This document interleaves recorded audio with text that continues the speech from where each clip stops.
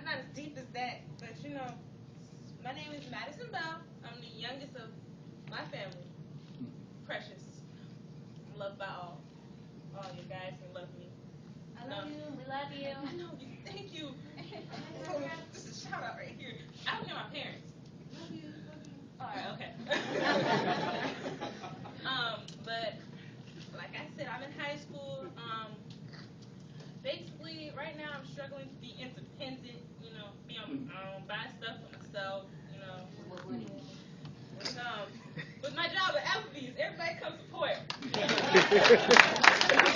First job right here. First job. But of course, if my parents will buy stuff for me, I'll be up there, But I'm a very outgoing person. As you can see, I'm very lovable. Very, very. How I got in Miss Mufuka's little thing, don't take this word very strong too. I was lied to. I was fatty at heart. My sister said, "Oh, we're gonna have snacks in there," and I was came to track facts and everything. I'm thinking, okay, snacks, good break. Get in there. Miss Elsie tell us you have to work before you get snacks. I'm working at hard too for these snacks. At the end of the thing, no snacks. This was you are dismissed. But I guess that if I didn't believe there was snacks, I wouldn't be here. So let's give it up for snacks.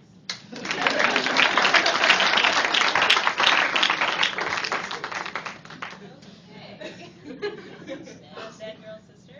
My name is Major Bell, and my testimony is I'm my parents' first child to go to college, and I'll be going in August.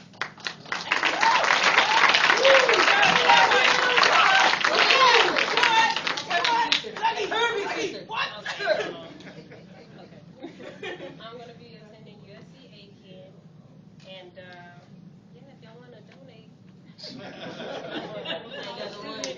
You can go to the Dwayne Bell, Linda Bell Foundation. Shout out, right there in the back. You see what the flash are. All right, make it go, right on the check.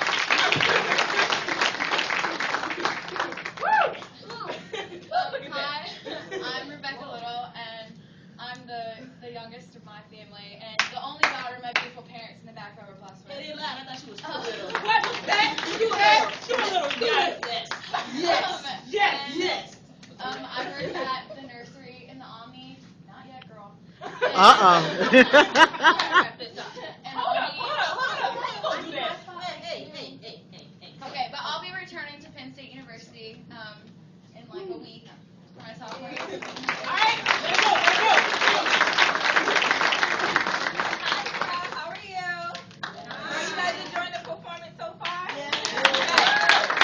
My name is Kaya Mishia Singleton, and I just want everybody to know that I'm the only artist in the family, so they're kind of jealous. Spell it. KIAMESHIA. Get it right. What? Thank you. Now calling Elsie Mufuka, please. All right.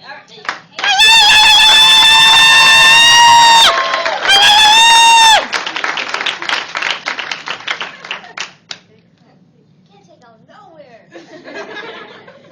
You took him to Charleston. Yeah. I appreciate money. I tell them money is time. This theater is money. These costumes are money. But I think they work for it. Yes, they did. You had to go there with a snack. You know it. Did you talk about two? Did you? How I don't pay you? I don't pay 15-year-olds, no. Okay. You don't get a check. Exactly. Thank you. You're learning something. Thank you. Hi, Alicia. Oh my goodness. If I was seriously, if I was to birth Afro Ruth, this one with the mohawk will come out. She worked my brain, but hey, she's good. What could you say? All right. I told my brother when I start to speak, I'm going to try to keep it a little shorter. He said it's a little long sometimes. I'll try to keep this one a little shorter. My testimony. I remember Madison. Was it you? that was like, what's a testimony? Tell your story. Nah, man, get it straight. Becca. It was Becca? It was better. This know my name. What? Can't respect that. Testimony. Long journey to get to where I'm at now. And I'm not done yet, hey, it's the beginning. But,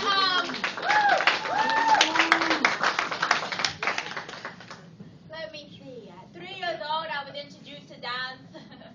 I was, and I never left it. And then my mom told me I had to find my own right. At 3, hello. Of course, I don't remember, but this is the story she told me. And the dance school was closed, and we did carpool and stuff. And I went to dance. All the girls that I started dance with, guess what? They gave up. When I start something, I have to finish it. My dad said, never give up. And he lived by example. I'm very happy to have him in my life. He woke up at 5 a.m. every morning, CNN, paper, getting himself right, and to work. Anything worth anything is hard work. Now, I'm not perfect, and I've been through stuff. I think my biggest thing that's ever happened to me that made me so emotional was heartbreak. Trusting in the people and then they breaking your heart. But then I realized that we're human. I'm human. I learn every day, every second.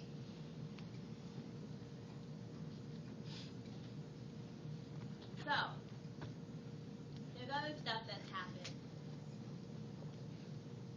Racism. Assault. Image. I always used to have issues with my body all the time. Always was a shapy girl in dance. But I was like, Lord, I could do that.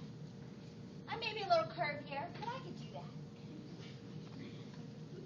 And guess what? Now I'm getting paid for it. I'm glad I got over that. Not self-confidence.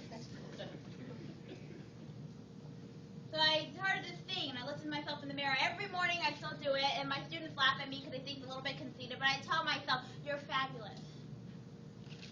Just the way you are. And putting that positive energy in my brain helped me be who I am today. At 25, I'm a teacher. It's very hard to be a teacher. It doesn't go away. You take these stories, you take your students, you take them home with you. I think about them. I wonder how this one is doing. But that is what God has prepared me my whole entire life, and I didn't even realize that He was preparing me for that moment.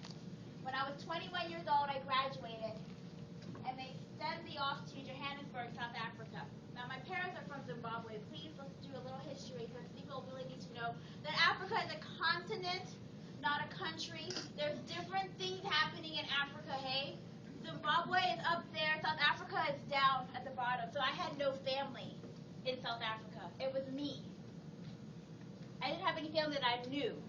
I found some people that I knew later. But I didn't have family that I knew. So I was put in a land, and I thought I was going there to find myself. Because all the time I was like, oh, I don't really feel African American. I'm definitely not Caucasian. People always make fun of me the way I talk. Who am I? I'm African. That's what I said. Oh. So I went there, and guess what? I'm American. And I went there, and I stayed there. I was supposed to be there for 3 months, right, Dad? Wherever you are. 3 months I was supposed to be there, internship. I ended up being there for 2 years. Oh, hey, it's dark in here. I ended up being there for 2 years. So there I was, in Johannesburg, for 2 years.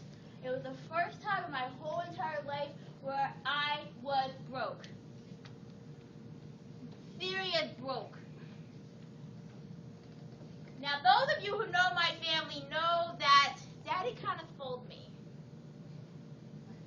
There was credit cards and stuff. When I went to Johannesburg, I was broke. And it was not just a phone call away to be like, Dad, I got myself in a situation. No, it wasn't. I went there to work for a dance company as a dancer and a marketing assistant. When I got there, loving the arts really doesn't pay much. So I had to find a way. So I became a waitress at this bar, an Afrikaans bar. Broken Dutch. That's what Afrikaans they speak. And they found it funny that there was a black American working there, so we had fun. And I got a lot of tips, and that's how I went. But there was one moment when I was broke, and I rode the taxi, and I didn't know the language at all. Then I realized in South Africa about 25% they're deaf. So I could be safe because everybody thinks that we have money, Americans. They have no idea we have like 4 or 5 jobs. That's why it looks fabulous on TV. So I decided to be safe. I pretended I was deaf, and I would write down where I needed to go. And they were understandable because it was common. So that is how I learned how to ride the taxis. And there are all these signals. It's not like, bam, no. You have to go to, let's say we're going to downtown Beaufort. There's a sign for that. So I watched and I looked at people and I said, oh, that's how I go downtown Joburg. Hey. And it stopped. Because if you just wave, they just look and laugh. And I rode the taxi. But there was this one time when I was broke. I didn't have 7 rands, which is rands is their money. I had 10 cents and a really sprained ankle, and I walked all the way home. When I say all the way, I'm talking about from Gardens Corner, like, to Beaufort.